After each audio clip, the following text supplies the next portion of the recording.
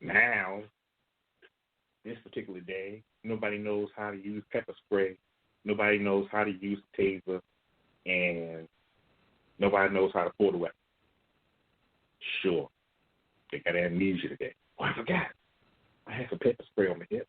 Oh, I forgot. I could use my taser. I forgot. Get out of here. And now the press is saying they were just completely overwhelmed by the amount of people that, okay, call for backup. Any given time, Secret Service will snap a finger away. You couldn't call Secret Service. You can't call Capitol Police. And you couldn't call the National Guard Authority that's out there. Or the Marines, which is always at the government door. And always at the door to the White House. So give me a break. You had the power, you had the means, you had the principle. You just want to play victim. Because it looks good on TV. I understand. I got it.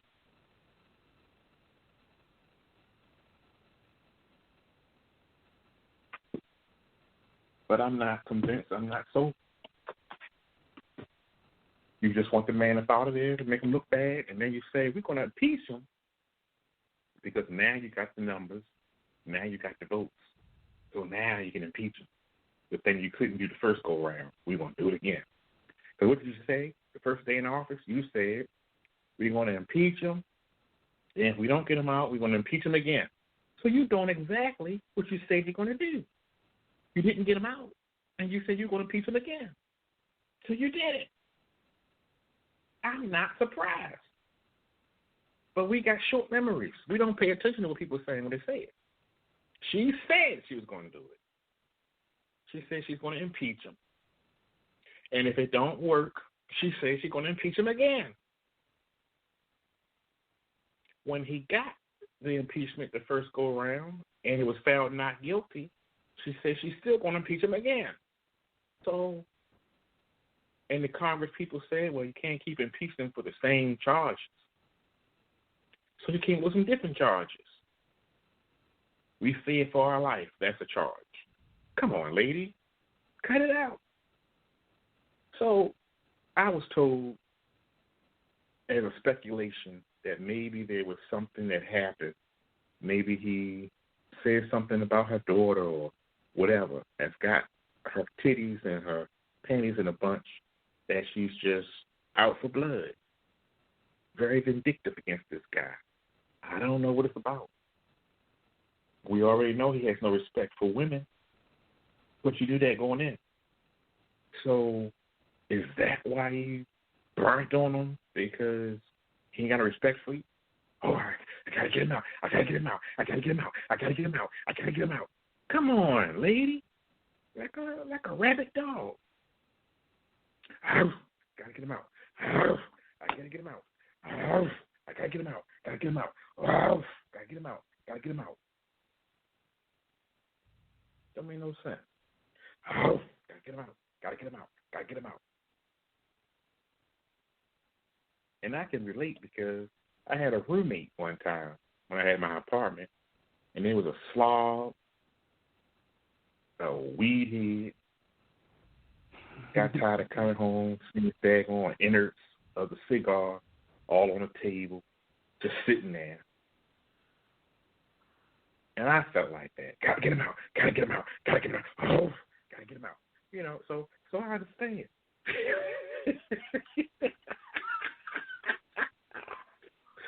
Oh, boy. But I wouldn't make up lies on somebody. It's just wow. Now I know why Obama got rid of her and fired her the first time, because she's crazy. Tearing up speeches on national television and all that. Every time I bring that up, somebody says back to me, well, yeah, the president, and he did what he supposed to do. So you're saying two wrongs make a right. Then they tell me, no, I'm just saying he wasn't professional. So why she got to be professional? So you forget the point. If you can excuse her behavior, there's nothing about his behavior you need to be complaining about that. Because he's the way he's always been. He ain't changed. Same way he was before he was president, before he was sworn in. That's the same way he is now. No big deal. Here's where the law has been broken as far as social media. Twitter gives the president a Twitter account called POTUS, P-O-T-U-S. I think Obama might have used it 2 or 3 times. And everything tweeted from POTUS is presidential.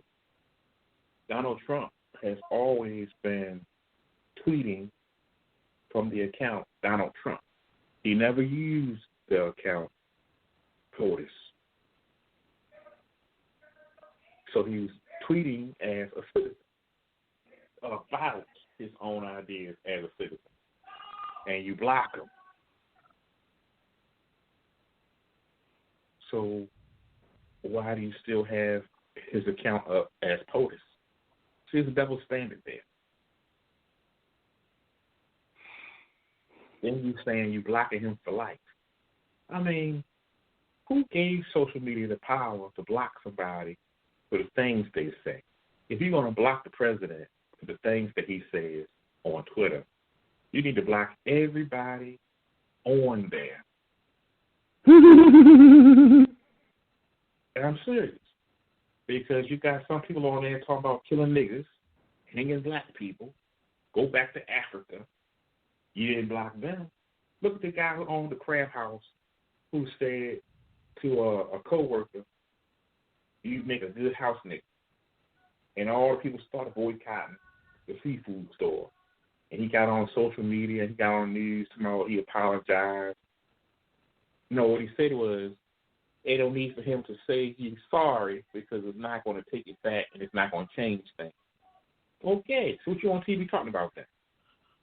You just want people to come back and spend their money. So now your business is hurt. Did you block his account? No.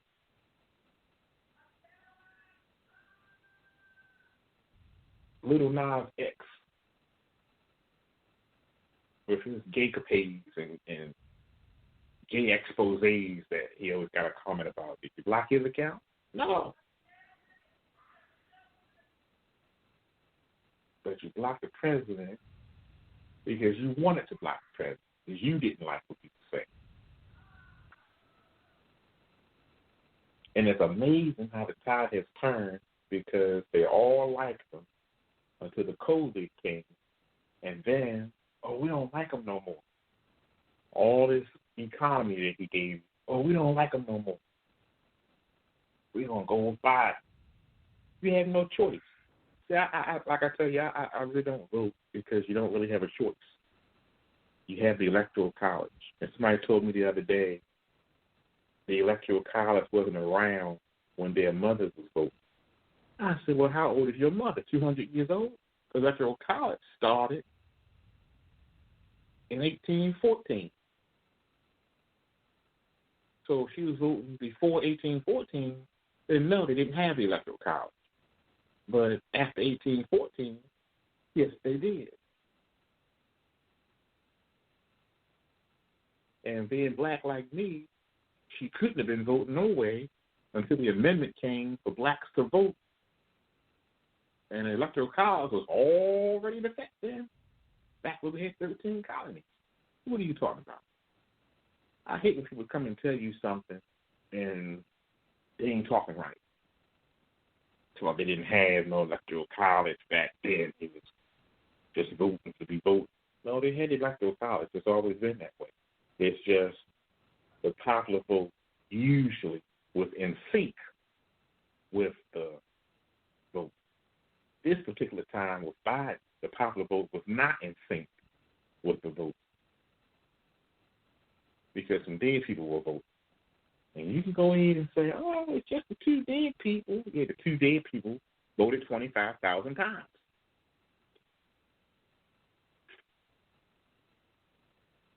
But it's cool. You did what you had to do. Regardless, the Electoral College is what people put the votes in. It's like jury duty. It's random senators and congressmen. They get a secret ballot. like Harry Potter gets an invitation to Hogwarts. You don't know who's who till the owl drops the envelope to you. Then you go into the secret chamber and you pull your lever and you give your vote. And nobody is supposed to know who those people are in the Electoral College. Each term, there's a whole different number of them. And it's coming from the state. The state sends people that they want to do the votes, the delegates, or what they call. And those delegates go out there and what they do? Delegate, because that's what it's called, a delegate. And out of those delegates, they decide how many numbers they get. So let's say you have a delegate, and the delegate has 5 points. That delegate can assign them 5 points, depending on your state charter. Either all 5 goes to one candidate, or he can give 4 to one and 1 to the other, or he can do 5 to the other, or he can split them, 2 and 2, and withhold 1. Now, under penalty of perjury, if the vote comes back that all 5 goes to Adam, and he decides to put all 5 votes on Eve, he can be replaced and removed or terminated. But the vote went out and can't be retracted. So you trust that all the delegates are going to put their votes in the category that they said they was going to put their votes in. But they do have individual choice to put it where they want to put it, because that's how it's supposed to be. Loyalty to the party will cast it the way that the votes went. And that's it. That's how Electoral College works. It's nothing to do with popular vote. It's nothing to do with I like you. It's based on the numbers in the city, and that's how they turn red to blue.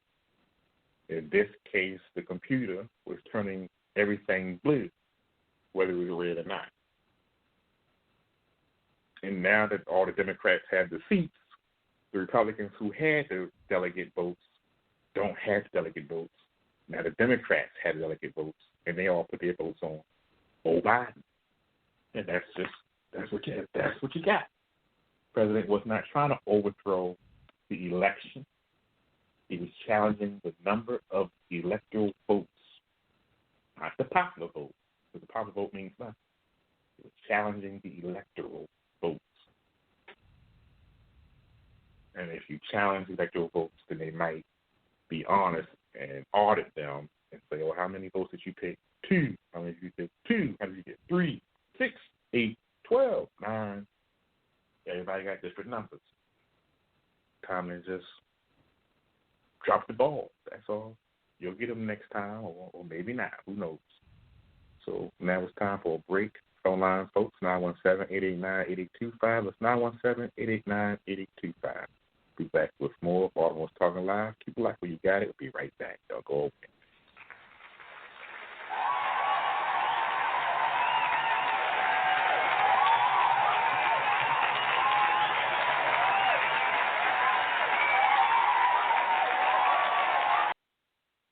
Hi, Tom Bodette. Of all the things invented in 1962, some have faded away, like cassette tapes, and others are still very much with us, like lava lamps and Motel 6. Yep, Motel 6 is celebrating 50 years of giving travelers a good night's rest and saving you more for what you travel for. But we're just getting started. In fact, the longer you watch us, the better we get. Kind of like a lava lamp. Trippy. I'm Tom Bodette for Motel 6. 50 years and the light's still on.